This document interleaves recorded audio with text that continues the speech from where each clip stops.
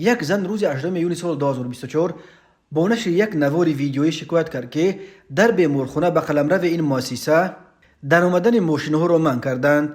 و یک ماشین یوری تاجیلی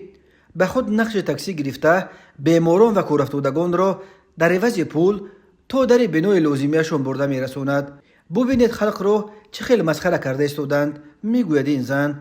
مؤلف ویدیو در کجا رخ دادن این کار را نگفته است، ولی در آمدگاه مؤسسه به بیمارستان مشهور یکم سویس که در شهر دوشنبه شباهت دارد. بسیاری ها در زیر این ویدیو همچون تاکسی استفاده بردن ماشین یوری تاجیلی را به بعد تنقید و حتی به مسخره کشیدند. کاربران نوشتند که اکثر این ماشین های یوری تاجیلی را کشورهای خارجی و سازمان های بین المللی به مؤسسه های تندرستی تاجیکستان همچون کمک بلا عوض تحفه کردند، ولی با امیدی که آنها برای کمک به بیمارستان استفاده شوند، نه برای آن که کدام کارچلان این ماشین ها را به تاکسی تبدیل داده برای خود اسباب تجارت و منبع درآمد جور بکند. وزارت تندرستی و حفظ اجتماعی اهالی تاجیکستان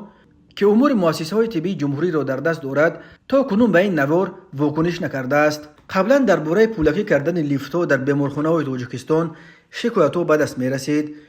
و کارافتادگان می گفتند که لیفت ها را به مشروط که تبدیل داده